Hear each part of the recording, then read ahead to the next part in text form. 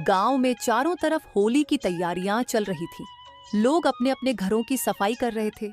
बाजार गुलाल, मिठाई और पिचकारियों से सजा हुआ था। बच्चे गलियों में दौड़ते भागते होली के गीत गा रहे थे। लेकिन गांव के एक कोने में एक घर ऐसा भी था जहां न रंग थे न खुशियां। कमला अपने बेटे राजू के साथ घर के एक कोने में बैठी थी। उसका पति रमेश 4 साल पहले एक हादसे में गुजर गया था और तब से ही कमला जमींदार के घर खाना बनाने का काम किया करती थी। माँ, इस बार हम होली मनाएंगे ना? मुझे भी रंग लगाना है और मिठाई खानी है। बेटा, होली तो सबके लिए होती है, लेकिन हमारे पास अभी पैसे नहीं हैं। अगर इस बार हम थोड़ा और मेहनत कर लें तो अगले साल धूमधाम से होली मनाएंगे, ठीक है? लेकिन माँ, पिछले बार भी आपने यही कहा था और उससे पहले भी। क्या गरीबों के लिए कोई त्योहार नहीं होता? कमला के पास इसका कोई जवाब नहीं था। फिर वह राजू से कहती है, बेटा, तुम अभी स्कूल जाओ, मैं मालकिन से पैसे के बारे में बात करूंगी। कमला का बेटा राजू गांव के सरकारी स्कूल में पढ़ता था। कमला उसे स्कूल भेजकर जमींदार के घर खाना बनाने चली जाती है। खाना बनाते समय वह सोचती है, अभी तो मैं 10 दिन पहले मालकिन से पैसे मांगे थे। अभी मैं मांगूंगी तो शायद मालकिन गुस्सा करेंगे, पर राजू के लिए रंग और पिचकारी लेना था। एक बार कहकर देखती हूँ, शायद वह पैसे दे दे। फिर कमला किसी तरह हिम्मत जुटाकर अपनी मालकिन से कहती है, मालकिन, होली का त्योहार आ रहा है। राजू रंग और पिचकारी की जिद कर रहा है। अगर आप कुछ पैसे दे देते तो मैं उसके लिए रंग और पिचकारी खरीद देती। अच्छा, तो तुम्हें शर्म नहीं आती पैसे मांगने में?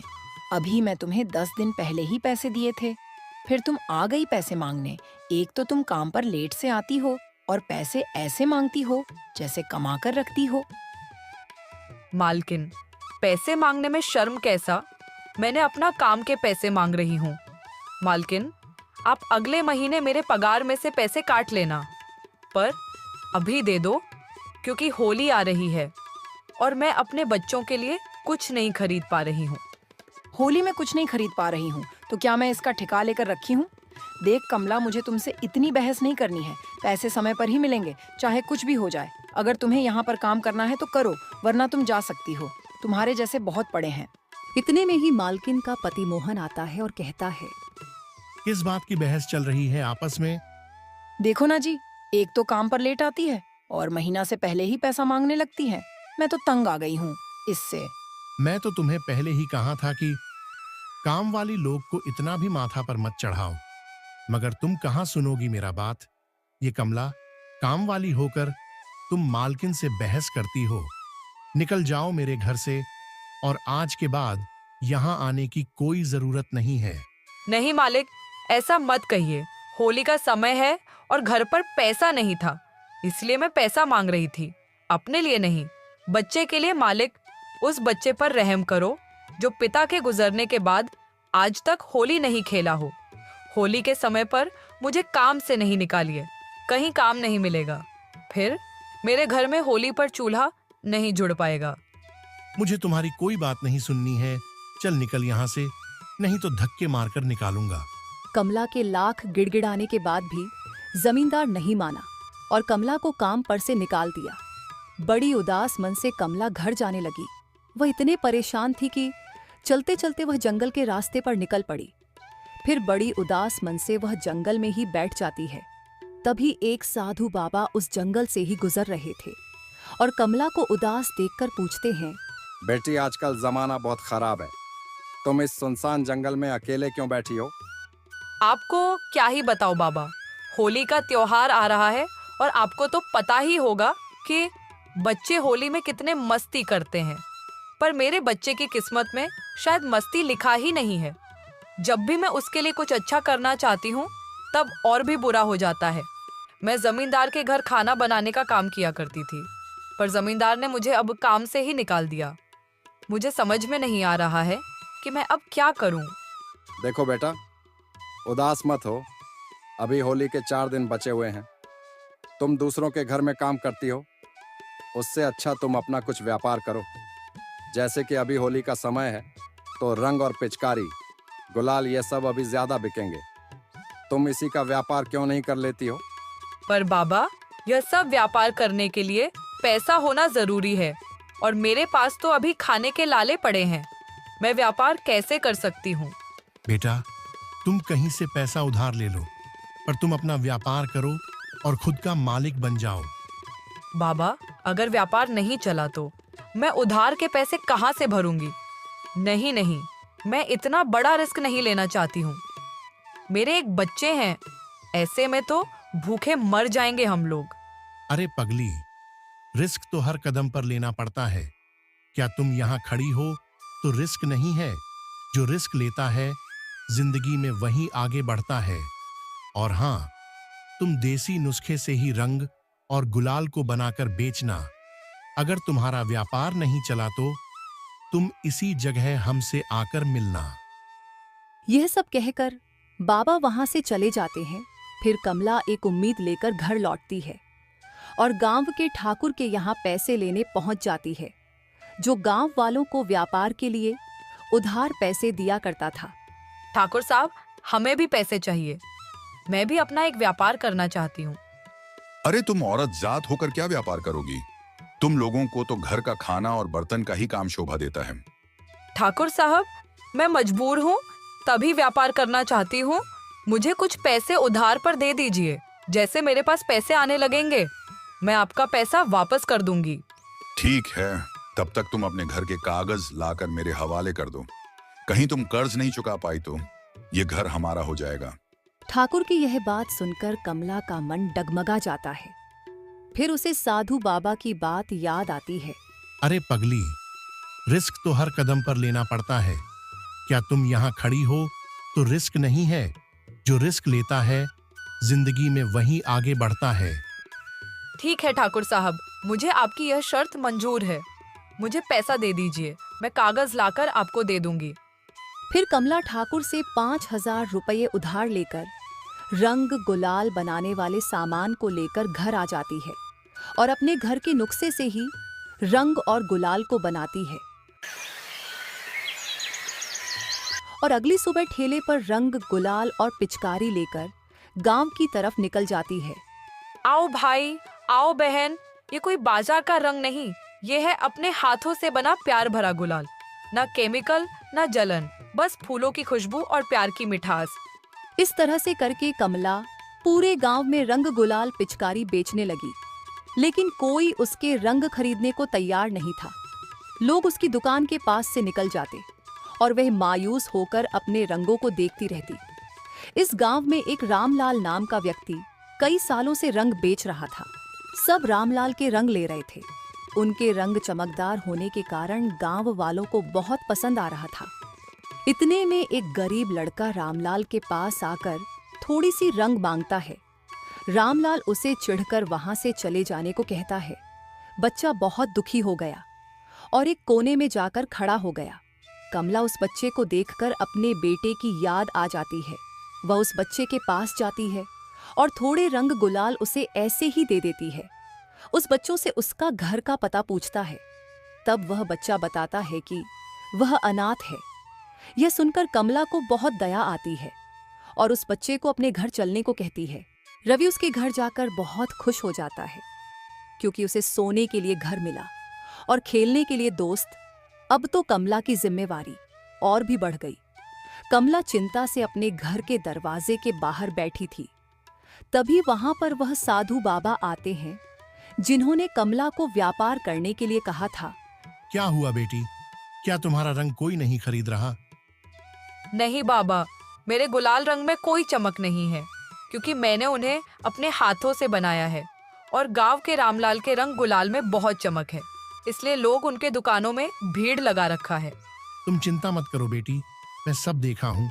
तुम अपने घर एक अनाथ बच्चे को लेकर आई हो। तुम्हारा दिल कोमल और तुम ईमानदार हो, इसलिए मैं तुमसे बहुत प्रसन्न हूँ और मैं तुम्हें कुछ देना चाहता हूँ। यह लो बेटी, इसमें जादुई रंग है। जब तुम अपने रंगों में इसे मिलाओगी तो तुम्हारे रंग सबसे अलग और खास हो जाएंगे। लेकिन ध्यान रहे, ये रंग सिर्फ प्रेम और सच्चाई के लिए बने हैं। लालच या बुरी नीयत से इनका उपयोग किया तो ये अपना प्रभाव खो देंगे। आपका बहुत बहुत धन्यवाद बाबा। कमला ने बाबा को प्रणाम करके डिबिया पास रख ली। फिर बाबा वहां से गायब हो जाते हैं। फिर रात हो जाती है। कमला ने उस डिबिया के चूर्ण को अपने रंगों में मिला दिया और सो गई। अगले दिन जब वह अपनी दुकान पर पहुंची तो चमत्कार हो गया। उसके रंगों में एक अलग ही चमक थी। वे न केवल सुंदर दिख रहे थे, बल्कि उनसे हल्की हल्की खुशबू भी आ रही थी। जैसे ही पहले ग्राहक ने रंग खरीदा और अपने चेहरे पर लगाया, वह खुशी से चिल्ला उठा, अरे ये रंग तो ठंडक दे रहा है और इसकी खुशबू भी बहुत प्यारी है। बहन जी, मुझे 10 डिब्बे रंग दे देना और 10 पैकेट गुलाल। उसकी ये बात सुनकर रामलाल के दुकान के पास खड़े ग्राहक कमला के पास आ जाते हैं और कमला के गुलाल को उठाकर देखते हैं। तभी कमला बोलती है, भाई साहब, ये गुलाल रंग मैं घरों में बनाई है। इसमें कोई केमिकल नहीं है। आप बच्चों को भी लगा सकते हो, कोई नुकसान नहीं होगा। अच्छा तो ये बात है, मुझे भी 10 डिब्बे रंग और 10 पैकेट गुलाल दे दो। इस तरह से करके कमला के सारे रंग बिक गए और कमला की अच्छी कमाई हुई। कमला घर जाकर और ज्यादा रंग गुलाल को बनाया और उस गांव के बाजार में ले आई। धीरे धीरे यह बात फैलने लगी और गांव के लोग कमला की दुकान पर उमड़ पड़े। हर कोई उसके रंग खरीदना चाहता था। जो लोग पहले रामलाल के रंग खरीद रहे थे, वे भी अब कमला के रंगों की तरफ आकर्षित हो गए। रामलाल, जो यह सब देख रहा था, भीतर ही भीतर तिलमिला उठा। उसकी दुकान पर कोई नहीं आ रहा था। उसने अपने नौकर भोलू को बुलाया। अबे भोलू, ये क्या तमाशा हो रहा है? ये गरीब औरत के अचानक इतना कैसे रंग बिक रहे हैं? हाँ रामलाल भैया, मैं आपको बताना भूल गया था। जब मैं घर से दुकान के लिए आ रहा था, तब इसके घर के पास एक साधु बाबा इसे कुछ डिब्बे में दे रहे थे और कह रहे थे, इसे रंगों में मिला देना। कहीं वह जादुई रंग तो नहीं था? अच्छा, तो ये बात है। तो अब हमें भी वैसा ही करना होगा। जा, ढूंढ उस साधु को। रामलाल ने अपनी नौकर भोलू को उस साधु बाबा को ढूंढने के लिए भेज देता है। भोलू दिन भर गांव में साधु बाबा को खोजता रहा, लेकिन वह कहीं नहीं मिले। थक हार कर वह वापस आया। रामलाल भैया, वह बाबा तो जैसे हवा में गायब हो गए, पूरे गांव में कहीं नहीं मिले। तो अब दूसरा तरीका निकालना होगा। अगर हम साधु को नहीं ढूंढ सकते तो हम कमला के रंगों में गड़बड़ी कर सकते हैं। फिर रामलाल रात होने का इंतजार करता है। चुपके से कमला की झोपड़ी में जाने की योजना बनाई। उसका इरादा था कि वह कमला के रंगों में लाल मिर्च का पाउडर मिलावट कर दे, जिससे लोग उसके रंगों को खरीदना बंद कर दें। रात के समय जब तीनों सो रहे थे, तब रामलाल अपने एक साथी हरिया के साथ चोरी चुपके कमला की झोपड़ी के पास पहुंचा। फिर रामलाल ने अपने दोस्त हरिया से कहा, देख हरिया, मैं दरवाजे पर खड़ा रहूंगा, तू अंदर जा और उसके रंगों में ये लाल मिर्च का पाउडर मिला दे, जिसे गांव वाले लगाते ही चिरमिला उठे। हरिया जैसे ही झोपड़ी में घुसा, अचानक हवा तेज चलने लगी। उसकी आंखों में धूल उड़ने लगी और एक अजीब सी आवाज आई, जो बुरा करेगा वो खुद मिट्टी में मिल जाएगा। हरिया डरकर बाहर भाग आया। रामलाल भाई, मुझे नहीं लगता हमें ये करना चाहिए। कोई अनहोनी हो सकती है। अबे डरपोक, अगर तुझे डर लग रहा है तो मैं खुद ये करूंगा। फिर रामलाल ने घर के अंदर गया और जैसे ही रंग के डिब्बे को पकड़ा, फिर अचानक जोड़ की हवा चलने लगी। यह तो रंग का डिब्बा पकड़ते के साथ बहुत तेज की हवा चल रही है। अगर मैं इसमें लाल मिर्च का पाउडर मिलाता हूं तो मेरी आंखों में ही लाल मिर्च उड़कर पड़ जाएंगे। एक काम करता हूं, सारा रंग ही चुरा कर ले जाता हूं, फिर मैं इसी रंग को कल बेचूंगा। फिर भी रामलाल ने जैसे तैसे करके उस रंग वाले डिब्बे को अपने दुकान में जाकर रख दिया। अगले दिन सुबह हुई कमला ने देखा कि उसका रंग घर से गायब है। उसने अपने घरों में इधर उधर ढूंढा, पर उसके रंग कहीं नहीं दिखे। वह समझ गई कि किसी ने मेरे रंग को चोरी कर लिया है। वह बिल्कुल अंदर से टूट गई थी। आज होली थी। पूरा गांव रंगों से सराबोर था। हर गली में खुशियों की बौछार थी। बच्चे दौड़ दौड़ कर एक दूसरे को रंग लगा रहे थे, ढोल नगाड़ों की धुन पर। लोग नाच रहे थे और सबके चेहरे पर होली की मस्ती झलक रही थी। लेकिन कमला का घर सूना था। कोई रंग नहीं, कोई खुशी नहीं, कोई मस्ती नहीं। राजू और रवि घर के कोने में उदास बैठा था। उसकी आंखों में आंसू थे। कमला एक कोरी थाली के सामने बैठी थी, न कोई मिठाई न कोई पकवान। तभी राजू धीरे से बोलता है, माँ, हम होली नहीं खेलेंगे?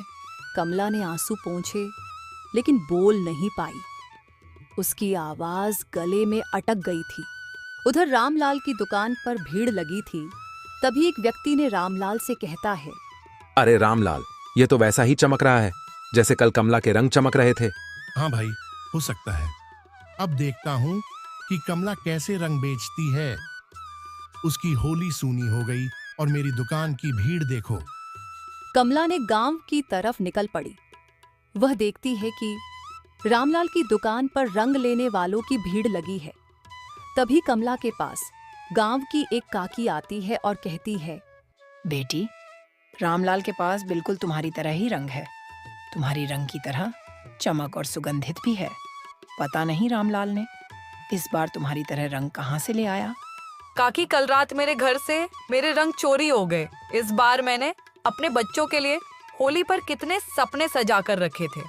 कमला, कहीं वह रामलाल तुम्हारा रंग तो चोरी करके नहीं ले आया, क्योंकि हर चीज तुम्हारी तरह ही दिख रहा है। काकी, मुझे भी लगता है कि मेरा रंग रामलाल ने ही चुराया है, क्योंकि कल तक रामलाल की दुकान में रंग खरीदने वालों की भीड़ नहीं थी और सुबह होते ही उसके दुकान पर भीड़ हो गई। यह सब आपस में बात कर ही रहे थे।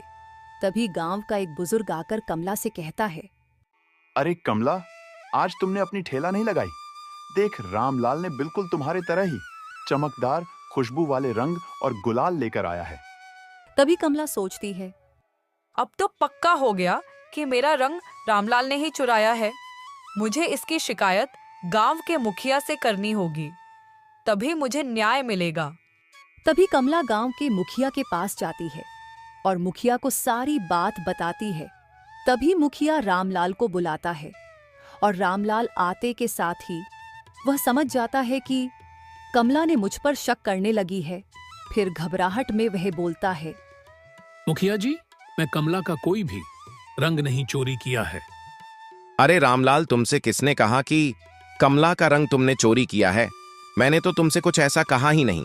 इसका मतलब तुम ही कमला का रंग चोरी किए हो। रामलाल ने अपनी चोरी कबूल करने पर आनाकानी करने लगी। तभी मुखिया ने कमला से कहा, कमला, तुम्हारे पास कुछ सबूत है तो मुझे बताओ। हाँ मुखिया जी, मेरे पास सबूत है। सब लोग चौंक गए। रामलाल के चेहरे का रंग उड़ गया।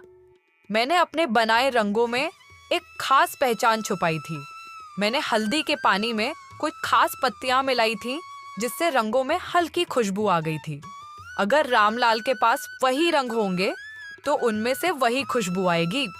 रामलाल, जो भी रंग तुम्हारे पास हैं, उन्हें हमारे सामने लाओ। रामलाल अब घबरा गया, लेकिन उसके पास कोई और चारा नहीं था। उसने घर से रंगों की पोटली लाकर सामने रख दी। मुखिया जी ने एक बूंद पानी उसमें मिलाया और हाथों से उसे सूंघा। फिर उन्होंने गांव के एक बुजुर्ग से भी सूंघने को कहा। बुजुर्ग ने तुरंत कहा, हाँ, यह तो हल्दी और उन खास पत्तों की महक है जो कमला ही इस्तेमाल करती थी। रामलाल, तुमने चोरी की है और झूठ भी बोला। तुम्हें सजा मिलेगी। अब से गांव में कोई भी तुम पर भरोसा नहीं करेगा। मुखिया जी, मुझे माफ कर दीजिए। मैं अब दोबारा चोरी का काम नहीं करूंगा। नहीं, तुम्हें सजा मिलेगी और तुम्हारी सजा यह है कि आज तुम्हारी जितनी भी कमाई हुई है सब लाकर कमला को दो, क्योंकि कमला की तुम्हारी वजह से नुकसान हुआ है। रामलाल की आज की कमाई हुई पैसे सब कमला को लाकर देता है और कमला पैसे लेकर बाजार से मिठाई राजू और रवि के लिए, होली के कपड़े, रंग और पिचकारी लेकर जाती है। फिर वह सब खुशी खुशी होली मनाते हैं